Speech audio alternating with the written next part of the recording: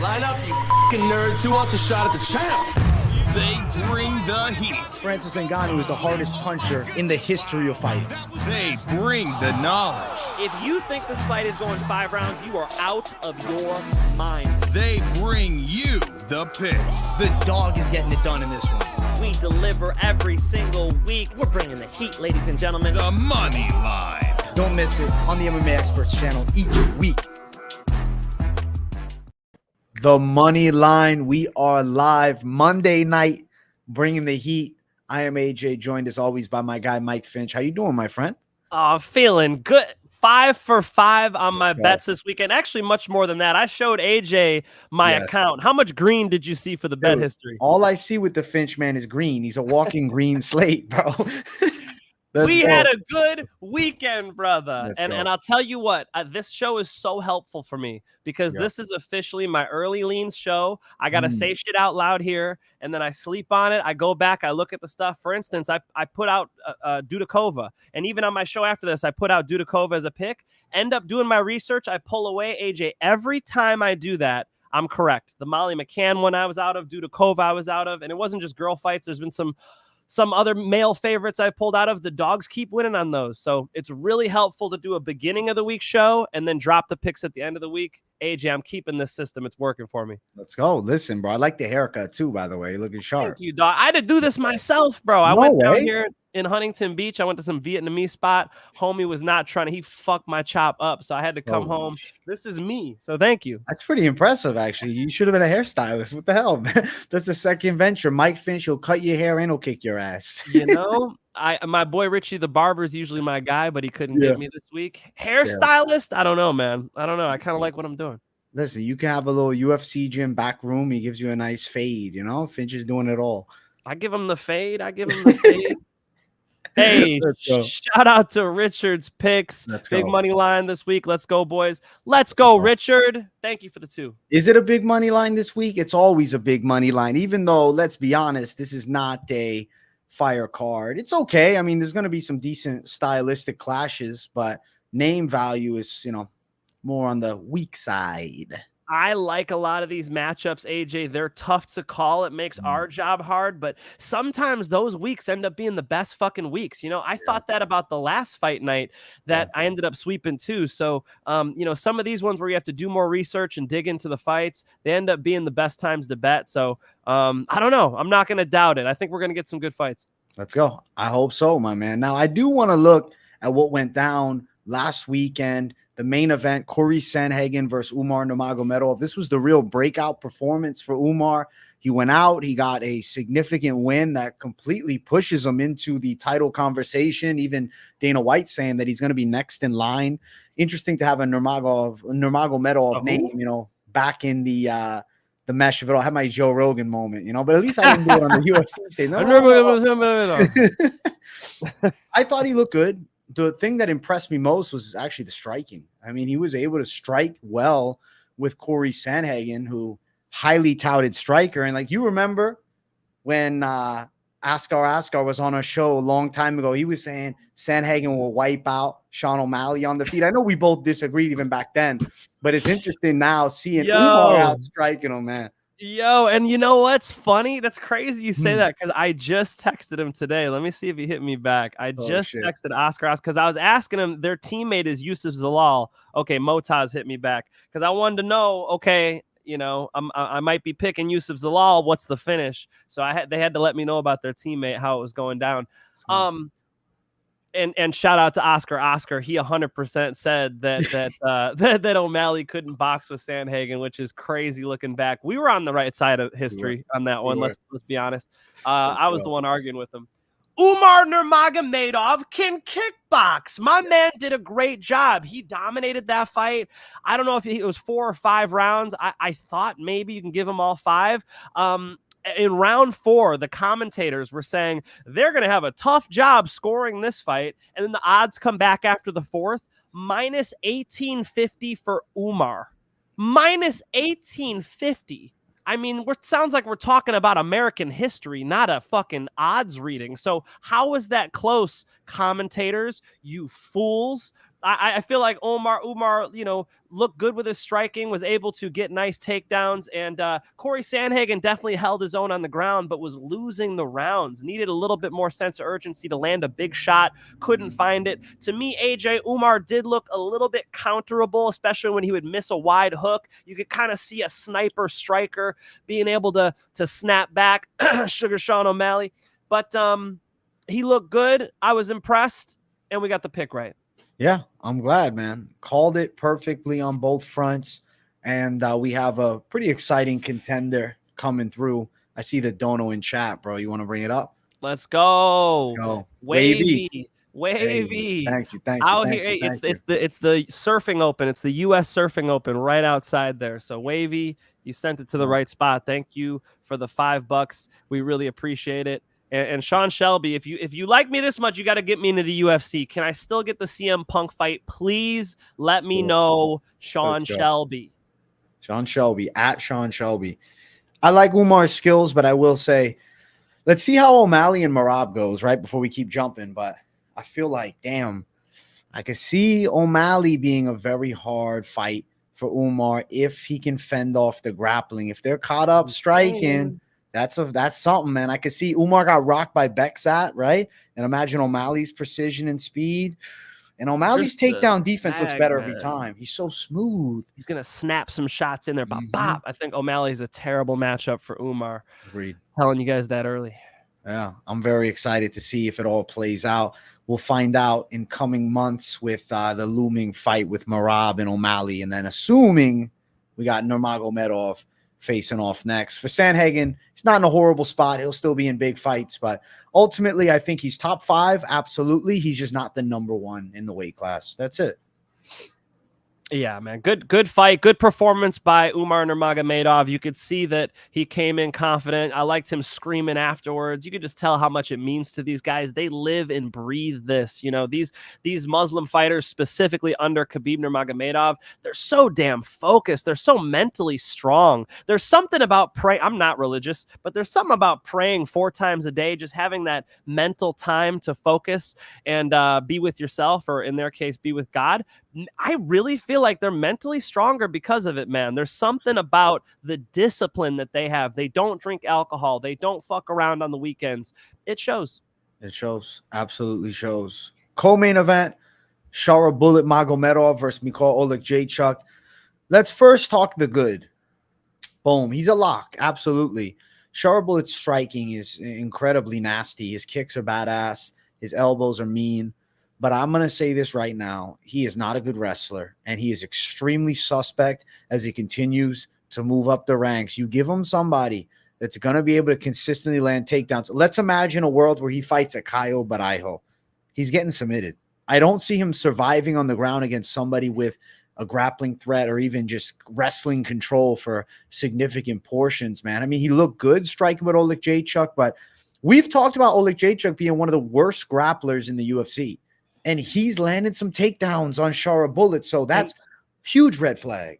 And wrapping the neck up, dude. Did you see at the end of the round, Shara's just sitting there looking up at the clock? Michael Oleg-Jaychuk has the primary arm completely underneath. The secondary hand, he looked like he could have just pulled it out and tried to go for the rear naked strangle, but he's such a trash can that he didn't even try it. I'll tell you what, we definitely saw a wrinkle, a hole, I should say, rather, in the game of Shara Bullet.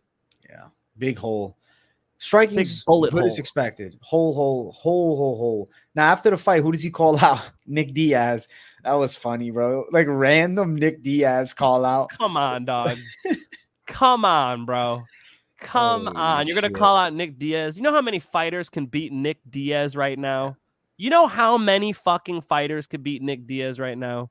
It's not good. Don't be calling out fucking the legend, Nick. That was fucked up. That was fucked up, man. Still, Shara Bullet remains undefeated, and his striking, as we know it, very impressive. Fight before, Chito Vera, Figueiredo. This was competitive, man. This was a good fight. Chito Vera, I have to say, looked like he was starting to turn it on in round 2. And then he gets dropped by Figgy in round 3, flash knockdown. Figueiredo's got some serious power, and Figgy ends up pulling out a hard-fought win over the course of the 3. I like what I saw from Figueiredo, and he looks to be a legit contender in the bantamweight division. If this was a 5-round fight, all I'm saying, we know, me and Finch said it right before, it's a different game. Chito Vera, I think, would be the champion if there was no rounds. If it was just keep on fighting forever, fight till somebody passes out, fight till somebody's dead, I think Chito Vera is probably holding the strap, because even he hurt O'Malley late. Vera seems like he'd be a great 10-round fighter. He'd come on real strong in rounds 6, 7, and 8. Unfortunately, 5-round fights is the peak in MMA, and he just happens to be a little bit too slow of a starter. It's pretty much a guarantee he's losing first rounds. It's very unlikely that he wins them. So then he needs to really turn it on in the second and third, and seemingly he did look good in the second. He won the second round on my card, but obviously lost the third with getting knocked down, and then Figueiredo having some striking moments. Figgy looked good. He called out, the champion after, but, you're on a card with Umar Nurmagomedov and Corey Sandhagen in the main event. I think it's a little far-fetched to discuss a Figueiredo championship fight moving forward, but I do think that he's in the conversation to fight the likes of a Piotr Jan. That's a really cool fight. That's a matchup I'd like to see. Bro, maybe can you just cancel the show and become the UFC matchmaker? You drop fucking good matchups constantly, brother. That's a good fight. I think that would be a fantastic fight, but I'm just not so sure the UFC goes down that route. I don't know. It's a very weird predicament we're in, and this actually relates back to the main event. I didn't touch on this when we were talking about it. Is it a certainty? I know Dana White now promised it, but I was thinking earlier, was it a certainty that Nurmagomedov would even be next in line for a Sean O'Malley fight? I do believe he's next in line for a title fight, and if Merab were to win, absolutely. But there has been the discussion of O'Malley moving up in weight. I don't know. Were they going to capitalize? If Topuria beats Holloway, do they try and capitalize on the momentum of both guys and set up a bit of a rushed super fight? Not saying it's a guarantee or anything, but it was a thought I was having initially following the event. And this is prior to me seeing Dana White having mentioned that, Umar is going to be next. I mean, there's too many moving parts to give a prediction on that one. It matters what the Topuria Holloway fight looks like. It matters what Sean O'Malley versus Merab Dvalishvili looks like. But there's a pathway where that happens. Absolutely. The future of the division is great, though. Both divisions, really. But I mean, these 135ers, they could sell pay-per-views with these fights. Umar Nurmagomedov versus Sean O'Malley, that's sick. Even Merab and Sean at Noche UFC, two not Mexicans fighting on, fucking the Mexican card. It is what it is. We'll watch the fight. We like it. Are tickets really that expensive to the Sphere? Holy shit. I think I got to apply as media. Do you want to go as media, AJ? Should me and you crash the fucking Sphere that would be crazy. As media?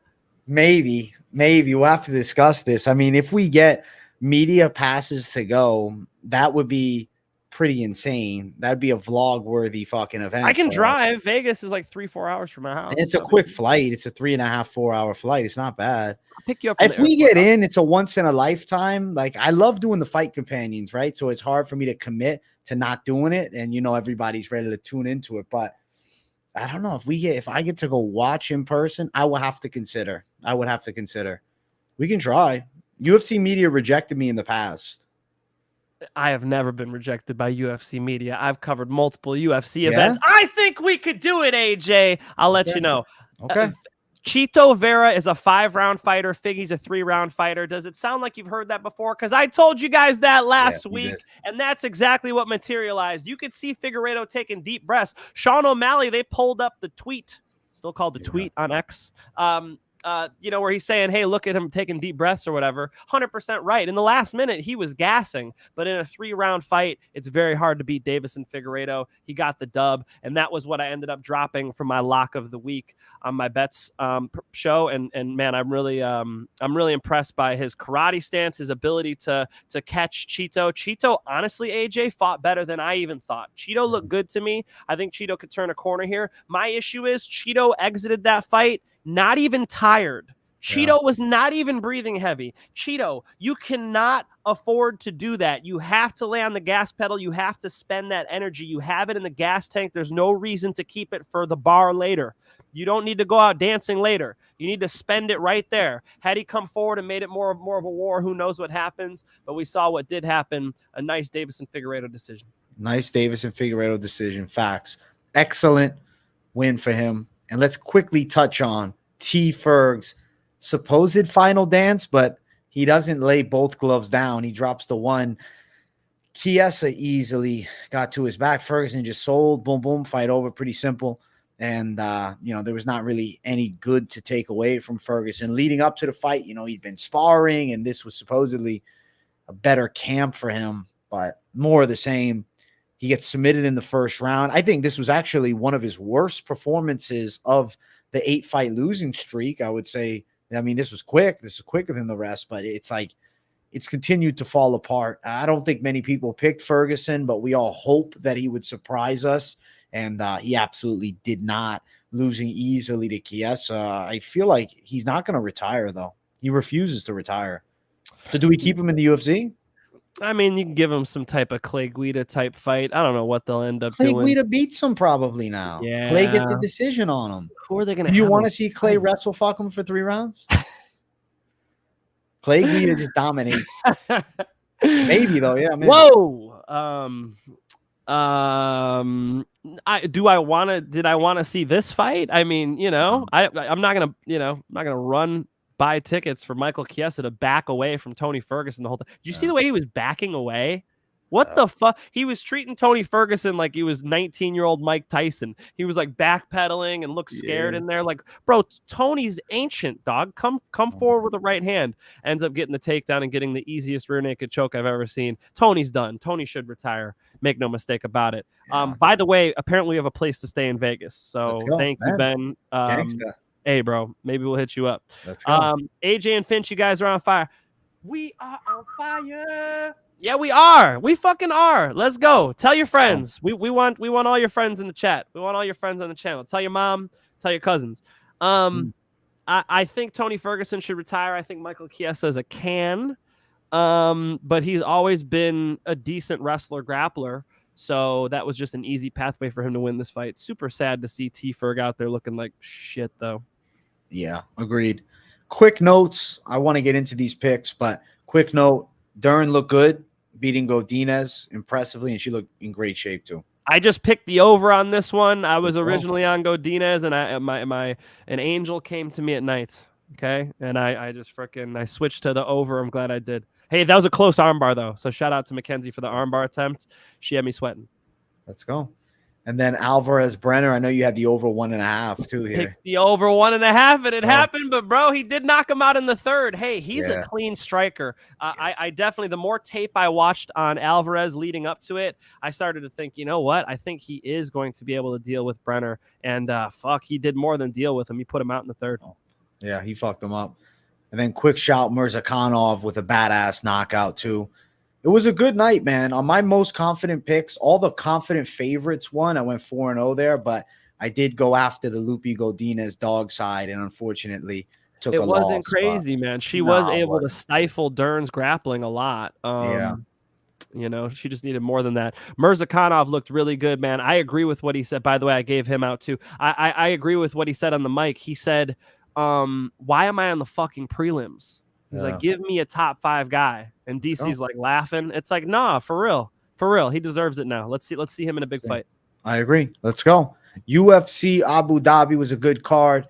This week, we got UFC Vegas 95. If you guys are watching and enjoying, make sure you smash the like button and make sure you subscribe if you're new. Thank you guys for 35,000 subscribers as well. It's fantastic. We'll celebrate tomorrow on my live stream. And let's get into this card. First fight. We have Stephanie Luciano versus Talita Alencar. I like Alencar in this fight for a big, simple reason. Significant grappling advantage already shown in the first fight, which was a fight that she took on short notice. And yes, she completely gassed in the third round. But I have to say, the fight being a short notice bout for, I think played a role in her fatiguing in that manner. And then she fought in a debut against Rayani Amanda, who's a decent fighter too. And she ends up getting a decision win. And I remember initially watching that fight live and thinking that maybe Amanda deserved the win. Oh no, it was a bad decision. I went back and I rewatched the whole fight.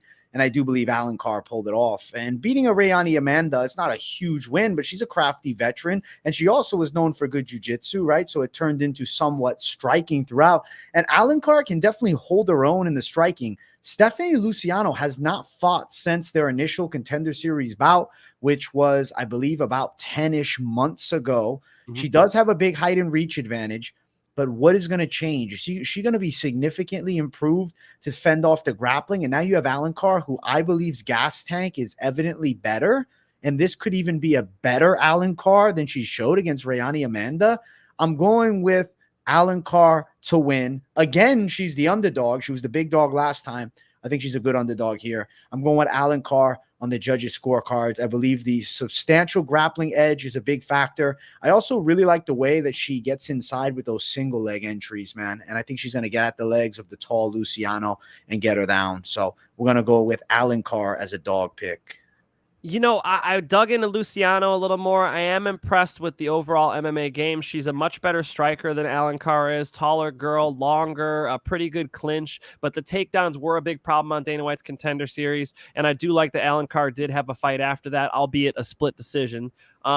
I'm picking the over on this one probably, but yeah, I'll double up with you on Alencar. I do believe she's a dog. Luciano, though, I want to keep digging into this one because I could see a pathway for her defending takedowns and striking. Sort of ends up being a striker-grappler matchup. And by the way, watching Luciano's fights, many girls try to take her down. In her fight before Alencar, she fought a grappler who was trying to take her down, who has most of her wins by submission. She was able to win that fight. So she's used to defending takedowns. I think it's a competitive fight.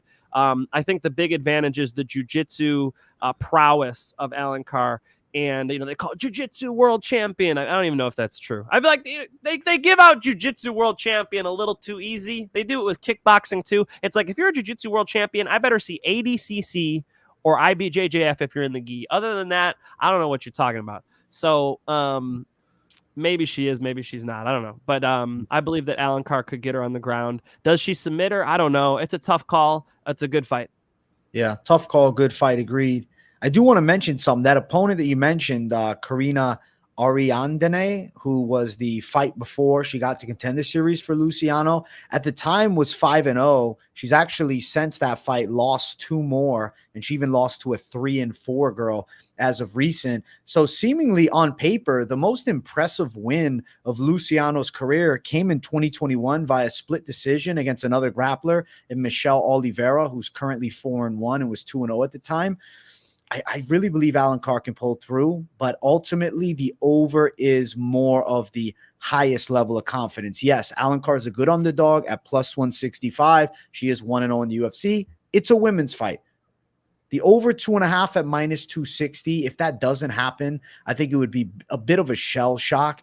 Luciano has good striking, but she's not a heavy puncher. And I think Alencar is fairly defensively sound, especially enough so to avoid potential high kicks coming from Luciano with the height advantage. So, yeah, I think we're going long. I think Alencar is going to pull through a hard-fought win, but the over 2.5 intrigues me, and I see that as a potential parlay piece. Just remember, Luciano's only 24 years old, so there's this X factor out there where how much can she improve in a short amount of time? When you know you're in the UFC now, this is the time where we see people make the biggest leaps in their career. Going to be interesting to see what version of Luciano we get almost a year after their first fight.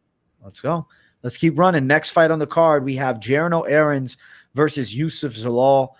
You got to go Youssef Zalal in this fight. I mean, he looks spectacular stepping in and fighting Billy Quarantillo and beating the shit out of him, destroyed him on the feet, and then submitted the jiu-jitsu black belt. It was a breakout performance for Youssef Zalal, who at one point was a UFC washout. He was released from the promotion after a draw with Damon Blackshear. But if you dig back into Youssef Zalal, he welcomed Ilia Topuria to the UFC. He went distance in that fight, and he definitely took an L, but he didn't look horrible in the matchup. And I've always had an aura of confidence around Zalal's skills initially. Ultimately, when he got cut in the UFC, then coming back, I'm like, now he's going to go out and beat Billy Q. I'm not so sure. Well, damn, he showed that he's got some goods. Jarno Errens is a Netherlands striker, and those guys from there got decent Dutch kickboxing for sure. And he's dropped all of his UFC opponents regardless of result, which is a positive factor. But I think that he's going to be at a disadvantage of speed with Youssef Zalal, and he's also going to have a big disadvantage of grappling against Youssef Zalal. I expect Zalal to pull through. I also think he is live to get a finish on the floor. So I'm riding with Youssef Zalal to win again. And I do think that he's really starting to develop, and he's somebody to watch heading into 2025 as a hot prospect.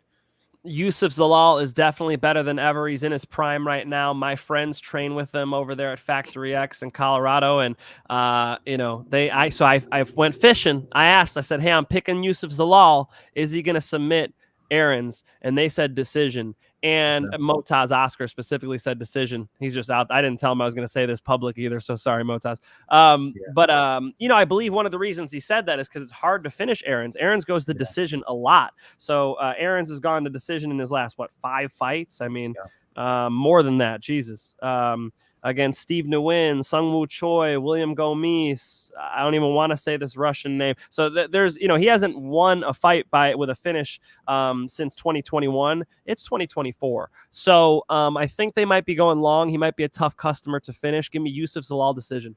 I like the Youssef Zalal pick. Now, I don't like the odds for the fight. Zalal is a minus 350, incredibly chalky favorite here, with Jarno Errens at plus 285. For an over 2.5, you're sitting at minus 220, and then a Zalal decision at minus 120, and then a Zalal sub at plus 275, which personally does not intrigue me enough to throw down on.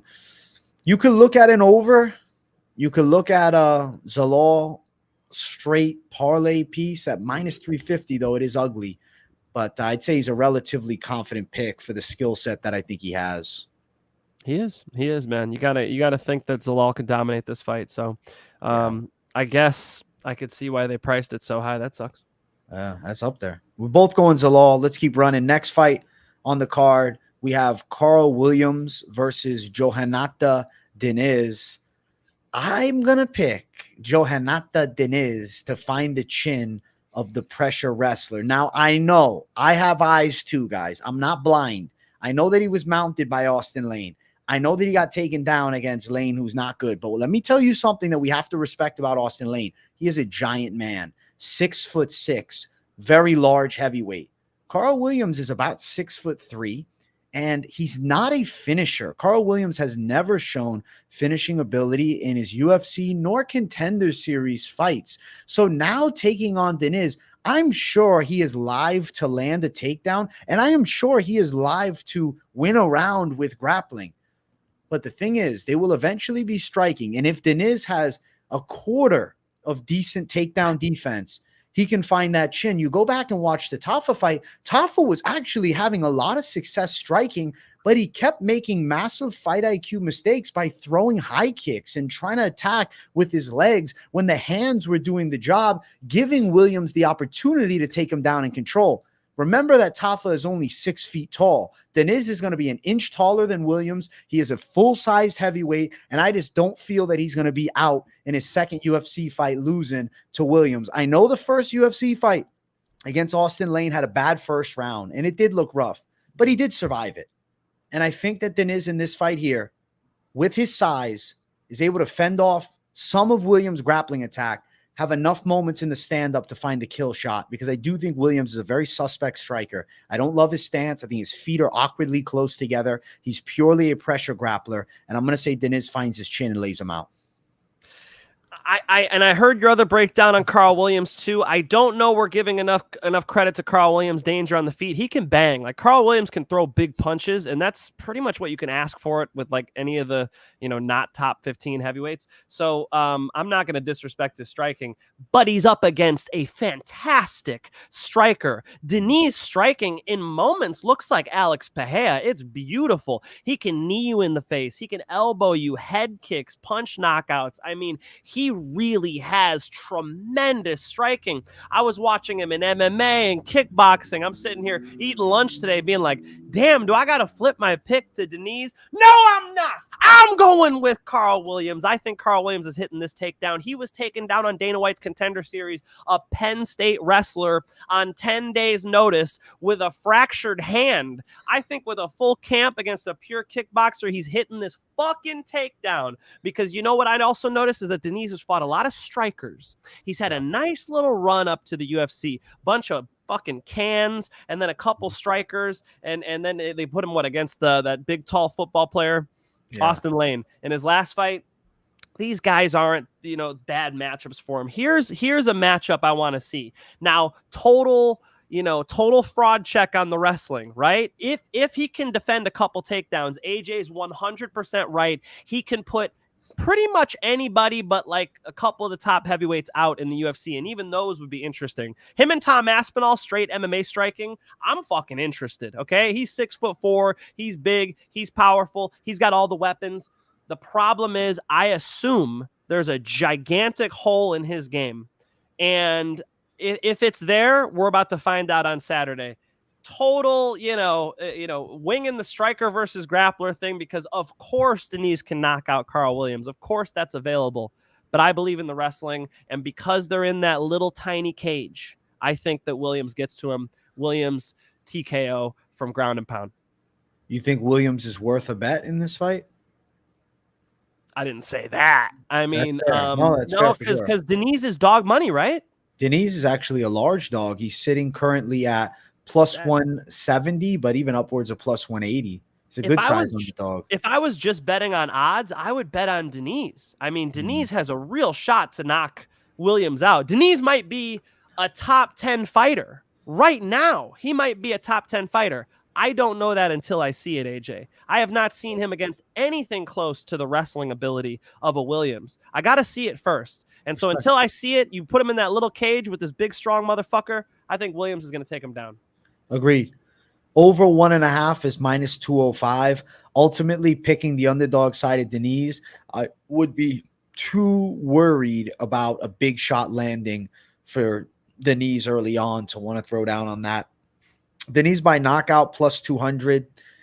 I think Diniz is a fair underdog. I believe he's live, but validity absolutely there for what Finch is saying. I think we both are essentially seeing a fight that could go similar. It's just all about, can Diniz defend a little bit? We don't know for sure. I will say I went to his Instagram. I was like, all right, is he training wrestling? And he is working grappling. I'm like, all right, he's working on his takedown defense.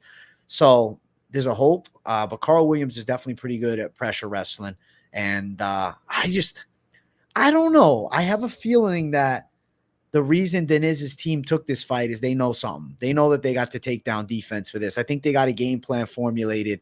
I feel like the UFC matched these two up because Diniz has got the power to send Williams out. And you know what? Say what you want. The UFC is a fair sport for sure, but it is a business. And Karl Williams with his style is not very marketable, whereas Diniz, if he can get a clean knockout here, you got somebody to build that's very fun at heavyweight. At any moment with any limb, very, very dangerous striker. Super excited to see where this thing goes. I mean, if I had my wish, I'd pick Diniz knockout. It'd be cool to see this dynamic striker in the heavyweight division. Wow. We're about to find out what he's got with the wrestling. After this fight, I'm going to be able to pick him with a lot more accuracy, knowing where his game's at. Very, very interesting to see. As soon as Williams makes contact with those legs, with those hips, how Diniz reacts. Let's see. We shall find out. Finchman on Williams. I'm going Diniz. Let's keep running. Next fight, ladies going after it. Karol Rosa versus Pannie Kianzad. I'm going to go with Karol Rosa to win this fight. And I got to say, I really liked her performance against Aldana, even in loss. Her leg kicks were spectacular. We know she has a quality grappling base. And I think that with the stand-up against Kianzad, though Kianzad is a relatively good boxer, Rosa is also going to have the legs as a weapon, which I do think neutralizes Kianzad a bit on the feet. And I also think Rosa is going to be better on the ground. We've seen Kianzad in a few fights dominated on the floor. Specifically, last time against Macy Chiasson, she was submitted in the first round. And then fight before that for about 2 rounds and 3.5 minutes. She was controlled by Vieira with takedowns and a bit of a lay-and-pray style. I think Rosa can get a hard-fought win. I think that she is definitely live for a decision. I'm leaning that side.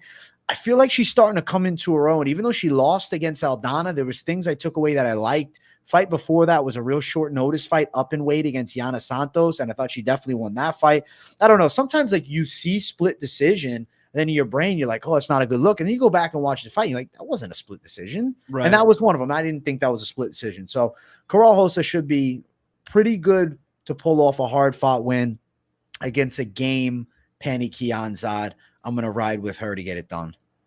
Yeah, I agree with you. That loss to Macy Chiasson, was it Pannie Kianzad when she got choked? Macy Chiasson, she got steamrolled, and you could really see a difference as to where the Irene Aldana fight with Rosa, first off, probably a more talented woman, and she made it competitive. So I think Rosa's got more of a future. I think she's higher level than Kianzad. She should be able to take this fight over, man. I think probably decision for Rosa. I agree. Odds for the fight, Rosa is a 2-1 favorite. Kianzad plus 170. Over 2.5 is minus 425, and Rosa by decision at plus 110. So there is your odds slate for that one. Maybe Rosa submits her. You think so? Because she does have good jiu-jitsu. Rosa by submission. Yeah.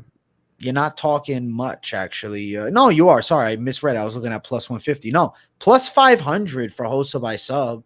If you decided to degen prop it, she gets Kianzad down, makes her uncomfortable. I mean, Rosa has only 2 wins by submission. Kianzad has 3 submission losses, though. Kianzad is suspect on the floor, man. I know Rosa's not looked great with finishes in the UFC, but could happen. It's Kianzad, yeah. I'm gonna go Rosa submission, rear naked strangle. I love it. Hey, and I love you, Mark. Love you, bro. Checking in. Checking right back at you, Mark. Thank you, sir. With the beans. I never understand the beans, but you got to explain the beans to us, bro. What's going on with the fucking beans, man? And then Paku coming in with the gifting a membership. Thank you, Paku. Did you gift it to Mr. Dylan Summers? And yeah, I got the fresh cut. I had to do it myself, Dylan. Thank you for noticing. Let's go. Good fight. Finch and I both doubling down on Karol Rosa. Yo, Paku says it right. Look at that. Yeah, smash the likes, guys. Be like Paku. Smash the like button. Let's go. We appreciate you, my friend. Let's go. Let's keep on running up. Next fight, Danny Barlow versus Nikolai Veretennikov. Ooh, my God. I like this matchup. I'm a Danny Barlow fan for sure. I love his slickness, and I am picking him to win. But let me tell you, Finch, I spent a lot of time watching Veretennikov to try and sell myself on him having a chance to win. He is a quality enough striker, but I don't think he has the speed for Barlow. He's at a reach disadvantage, and he also, I don't think, has the wrestling to necessarily deal with Barlow. I went back and I saw those 3 fights that he had recently against mid-caliber opponents, and yeah, he was dominant for sure. His last one, he dropped the guy, but it was a little bit early of a stoppage. But those guys are nowhere near a Danny Barlow level. Right now, I think Barlow is a surging prospect, and you got to kind of ride with the surge. I know Veretennikov did go distance with Michael Morales, but Michael Morales, even though he's a good striker, he has the Ecuadorian wrestling championship base, right? That's the bread and butter of his game, truthfully. And Veretennikov, was losing in those positions. I think that Barlow can catch him with something big. I think that Barlow can win. Now, Finch, I know Veretennikov's at King's MMA, or at least he was on Tapology. I don't know if you know something we don't. Well, I was watching an interview, and I know he's from Kazakhstan, and then he goes fighting out of Huntington Beach, California. I'm like, what the fuck? How many people are my neighbors, bro? This is crazy as hell. It's why I moved here. Very cool. Very, very cool. No, I've never seen him in my life, and I really studied too. I'm like, have I seen this motherfucker? Yeah, I don't think so. I haven't been to Kings in a while. I've been at Art of Jiu-Jitsu, dog. I've been getting these leg locks down. All right, they shouted out Art of Jiu-Jitsu on the broadcast too for Vera. Yeah, they said something nice. They said like he's at Elite Jiu-Jitsu, something like it was something. I just remember they gave it like a shout out. Hell yeah. I mean, the jiu-jitsu level is the more you train at Art of Jiu-Jitsu, the more you see how many holes are in the games of MMA fighters, and then you see the systems differences. Like the systems in MMA are so much more rudimentary. Like you don't really go for leg locks in MMA, as to where jiu-jitsu is a multi-directional sport and like high level jiu-jitsu. You attack the legs, that when they defend the legs, then you pass the guard. You try to pass the guard, they try to stop you, you attack the legs. So it's multi-directional. In MMA, it's single direction. I take you down, I pass your guard, I get to mount, you turn over, I choke you, right? How do we get on that? Barlow by knockout. Yes. Look, man, this Kazakhstan dude has okay takedowns. He's got an okay MMA game. He's got okay striking, but he leaves himself. He looks counterable, man. Even, I saw the promotion he was fighting for. Forgive me, I forget the name, but they posted, look at this wicked knockout, fantastic striking from. I'm seeing him wide open even in his highlights. Even in his highlights, I'm seeing Barlow come back with the right hand, left hook.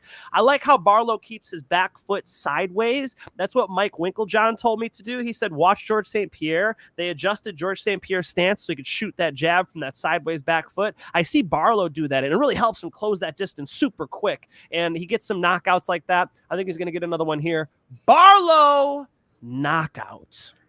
Barlow's a minus 350 money line with Veretennikov at plus 285, but the KO sits at plus 140.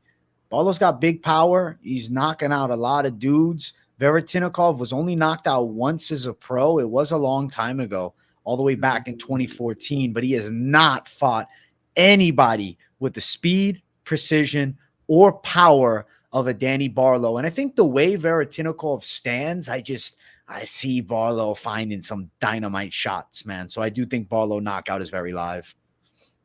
I could see it, man. I think that's the most likely finish too. So I never really recommend those finish calls, but this might be one. I'll look into it. Like Eddie Bravo says, I'll look into it. Look into it. Eddie Bravo style. Finch and I both going with Danny Barlow. I think he's mean savage, and I feel like he can pull it through against the tough Kazakhstan Veretennikov. Let's go. Let's keep running. Does the next fight bring us to the main card? Let me check real quick. I guess technically not. They'll surely be switching bout order. So this next fight is our featured prelim of the night. It is Charalampos Grigoriou versus Toshiami Kazama. I think Charalampos Grigoriou's got to be good to go here. Kazama is another one of those road to UFC guys, bro, and they consistently get fraud checked. And I went and I watched his road to UFC win, and it was a blanket performance. He essentially just laid and prayed and dominated like a 28-12 guy or 20. I don't know. Let me see the record. Now I got to double check, but I know the guy he beat was, not like a highly surging 27-11. 27-11. Okay. Then Rinya Nakamura destroyed him in one punch, but okay, it was one shot. And then Garrett Armfield completely exposed his striking. He looked horrible. He had no striking defense. And Charalampos Grigoriou has knockouts. He knocked out Cameron Smotherman. He's got pretty good stand-up. And he also trains at the Serra-Longo gym. He's known for good grappling too. I don't really feel like Kazama can get a win here over him. I think Grigoriou can lay him out. I'm going to go Grigoriou. I think he can get a knockout of Toshiami Kazama. He's the better striker. I think he's going to have the takedown defense. He fought hard against Chad Enheliger, and yeah, he lost, but Enheliger is a tricky guy to beat, man. Enheliger is one of those guys who, like, you look at his style, you look at his frame, and then you underestimate him, and then he goes out and he looks pretty clean. So I think Grigoriou's live to really expose Kazama. Fool me once with Kazama, shame on me. Fool me twice, shame on fucking me again. If you fool me three, if Kazama wins this one, I'm walking off the stream. I don't know what I'm gonna do. I think Grigoriou lays him out. Fool me once, shame on you. Fool me twice, shame on me. You fool me once, can't get fooled again. George Bush, anybody? Come on. George W. Bush in the house. George. Great to have you. A Mortal Technique song. You guys are Mortal Technique fans. Anyway, he's going to give him a pass for the Nakamura knockout. Fuck that. He don't get a pass for that. He went out there stupid. Kazama was out there throwing punches, just leaving his face open. It's like he throws a punch while he moves forward, and he just in the oncoming traffic. Bro, why are you driving like Rampage Jackson on energy drinks? You can't be moving your head into oncoming traffic with no head movement, no blocks, no, he didn't change levels for a takedown, nothing. And Nakamura just went whop. And you saw Nakamura just kept seeing it. He kept missing the right hand, missed it, and then hit him on the third or the fourth one. Totally unforgivable for me. And if he didn't learn his lesson, I believe he's getting knocked out again. If he did learn his lesson, I mean, this could be a competitive fight. I don't think Grigoriou is some type of world-class fighter, but Kazama really showed some big mistakes, some holes, some amateurish shit, and I think Grigoriou is better than that. Give me Grigoriou knockout. Grigoriou knockout, Finchman, I both calling it. He's around a -220 favorite with Kazama as a +180 dog. Over 1.5, -140. The under is +110. I think Grigoriou straight is better than anything else, but I feel like inside distance is relatively live, specifically knockout at +105, but inside distance at -105, a little better. It covers you just in case he ends up getting a submission or something like that. But I think the stand-up is probably on point, and I think Grigoriou's live to chin him. I do think the knockout's going to be the call. Grigoriou, it's like I'm trying to tempt myself. I'm still torn. I'm like, is he somebody that I'm going to put in a parlay? Is he somebody that's worth locking into something? It's just he's so unproven, but Kazama also is so proven to not be good, right? It's not so much of Grigoriou's skills, but Kazama's look bad, man. If Grigoriou loses this fight, he's completely sold. Right. Yeah, I don't believe in Tashiyomi Kazama. I don't. Yeah. So as to where Grigoriou, the jury's out, I would agree. Yeah, I don't know. We'll see. I that's why I don't like placing who I'm going to bet on yet. I don't know. But my faith is not in Kazama. Let's go. Faith is not in Kazama. Guys, we're going to jump to the main card. If you have not yet, make sure you smash the like button. If you're new to the channel, subscribe. Starting it off, we have a battle between Shoot Their Box, Diego Lima, and Nova Uniao. We have Alan Nascimento versus Jafel, Filho. I'm going with Nascimento to win, but I do think Filho is a hard out because he swings hard punches. It's a weird fight for me. I'm playing it out a lot in my head, and both guys have really good jiu-jitsu. I feel like Nascimento's a little physically stronger and maybe a little better with offensive wrestling, but I feel like Filho might be a little better with boxing and hits a bit harder. So this fight could play out oddly. I've always felt that Nascimento is very close to the top 15 caliber. And I mean, he fought real well against Tagir Ulanbekov a few years ago, lost a split decision. I mean, you can give Filho some strong credit. He ended up locking in a knee bar against Makayev, and then obviously Makayev gets out, doesn't tap, destroyed his knee, but then gets a finish of him. Nascimento, the last two wins, okay. Hernandez is okay. And then the win against Jake Hadley was more impressive, I would say. I don't know. Jake Hadley's decent. Jake Hadley did well against Cody Durden, who's pretty good. So, like, but he smoked Carlos Hernandez. I mean, he smoked Hernandez. He's like Nascimento at times looks top 10. So Filho has looked solid, but like when I see a win over Daniel Barres, I'm like, that doesn't really move the needle for me. Or the submission of Ode Osborne. We know Ode Osborne is not a good grappler. So I think that Nascimento can pull through in a hard fight, and I am going to pick him to win this thing.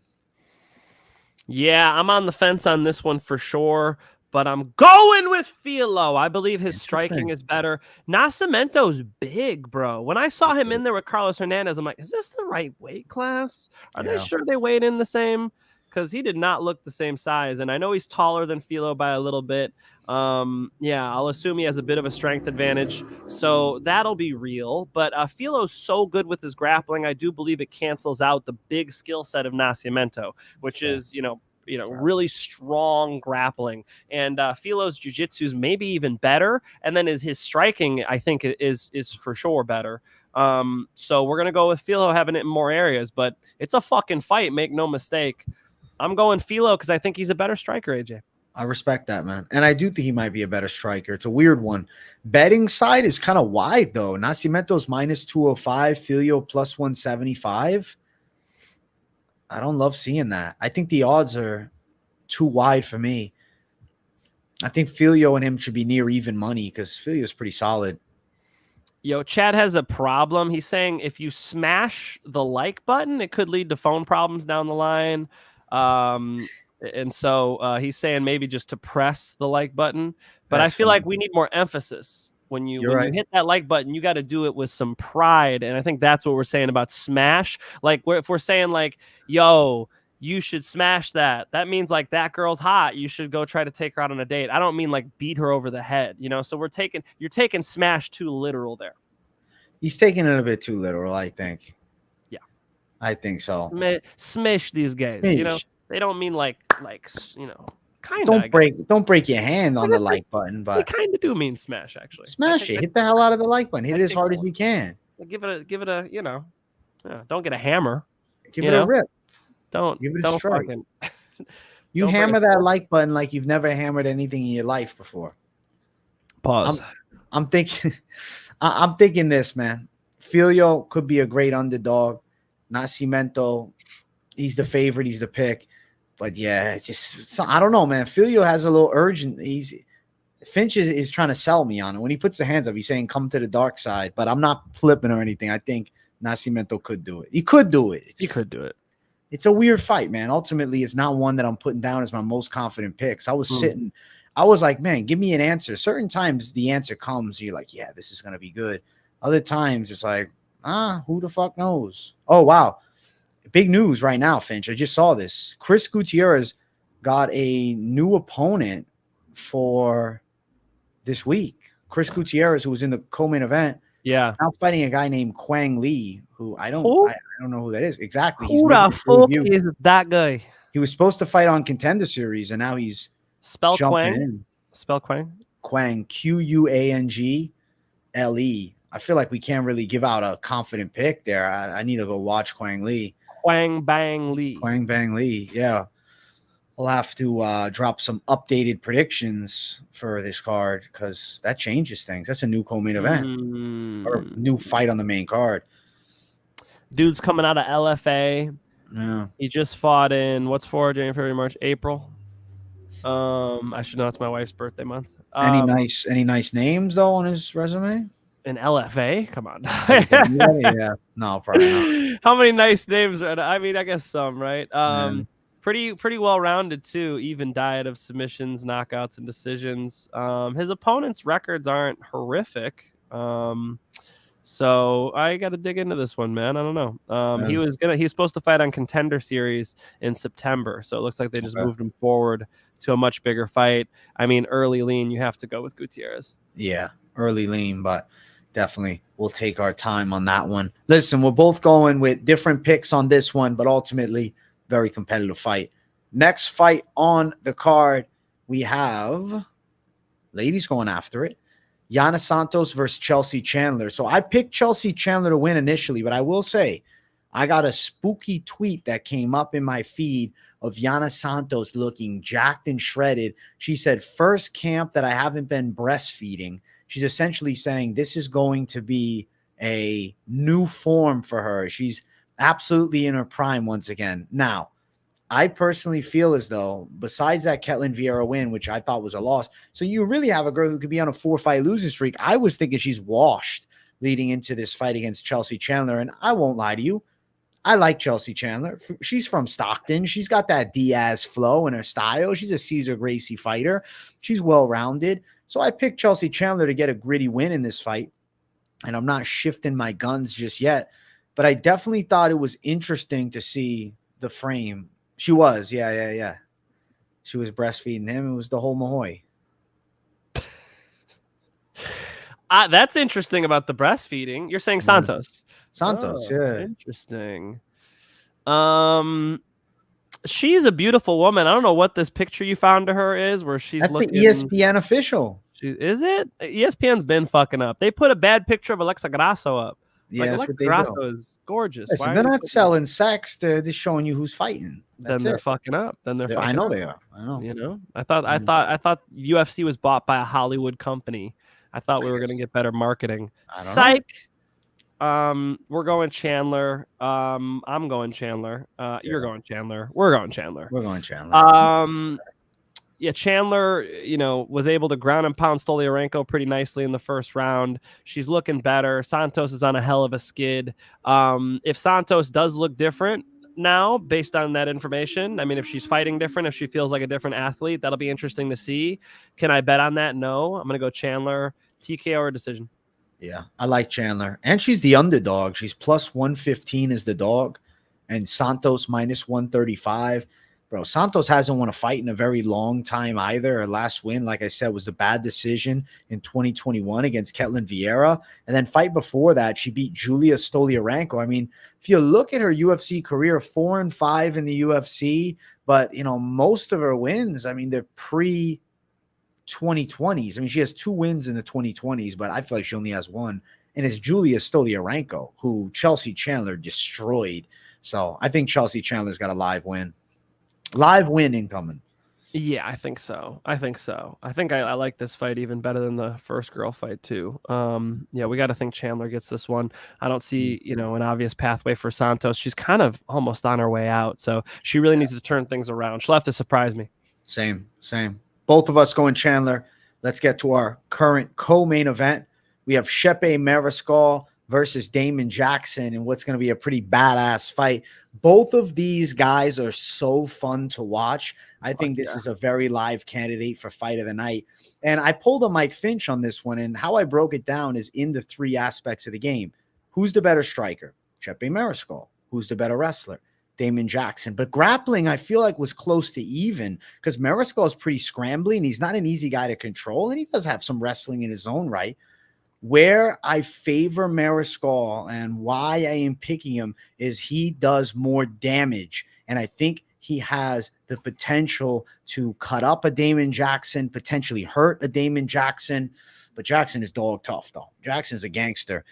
I'm going Chepe Mariscal to get a hard-fought win. And I think he pulls it off against Damon Jackson, who's a pretty tough out for him. Really tough fight for me to call. Look, Chepe Mariscal, I employed before over at UFC Gym River North in Chicago. I've seen him teach classes. I've seen him train. Chepe Mariscal is a gritty fighter, a fighter's fighter, somebody that Dana White likes to employ, right? Because he goes out and has exciting fights all the time. No question I'll be rooting for Chepe. But I feel like the wrestling of Damon Jackson could prove to be a problem here. And I noticed that Chepe was kind of a sizable favorite. I think maybe he's getting a lot of credit. Now, Chepe could have turned a corner. I didn't realize Bilal was about to beat Leon. He's so much better than when I trained with him. It could be the same fucking case here. Not that I really trained with Chepe, maybe once or twice. But I think that Damon Jackson's a little underrated at this point. He ends up on top nicely. A lot of quality wins for Damon Jackson. Alexander Hernandez, Pat Sabatini, Dan Argueta. These are strong guys who are also hard to hold down. As to where Chepe Mariscal ended up on bottom against Morgan Chari, the Frenchman. He ended up on bottom multiple times in that fight. I don't know. I feel like the Jack Jenkins arm injury was a strange one. I don't know that Chepe is this level. Give me Damon Jackson, dog money. I respect that, man. I respect the pick on the dog money. And ultimately, what I thought when I saw Mariscal at -220, I said, you can't bet him. But now you're going out picking Jackson. That's interesting, man. It definitely makes me think because I was sitting on this one and I was like, yeah, Jackson's got the takedowns. He's going to get him down. Just does he control it? We're going to find out, bro. Good fight. Good fight. Wide, though. -220 for Mariscal, +185 for Jackson is weird. I love your point about damage. Chepe does cause damage. His fights are fun. It's going to be a sick fight. Either way, I think we're entertained. I am not interested in betting Chepe Mariscal as a 2-1 favorite. I'll tell you that straight out the gate. Damon Jackson as a dog, though. In my notes, Brahma, I wrote down the exact same thing in my notes. Damon Jackson taking his back. I said, this is a fight. This is not a layup for Chepe. Damon Jackson decisions. I said, takedowns, top and back control. That's exactly what I said. I do imagine Damon Jackson on his back, too. I agree with you. I like it, man. Damon Jackson, Finchman dog call. I like this dog call, Finch. Wolf. And against my boy. Sorry, Chepe. Fuck it. It is what it is. He's gonna unfriend me on Facebook. Fuck it. Sorry, Chepe. Listen, let's keep running. Let's get to our main event of the evening. If you guys haven't yet, make sure you smash the likes. And if you're new to the channel, subscribe.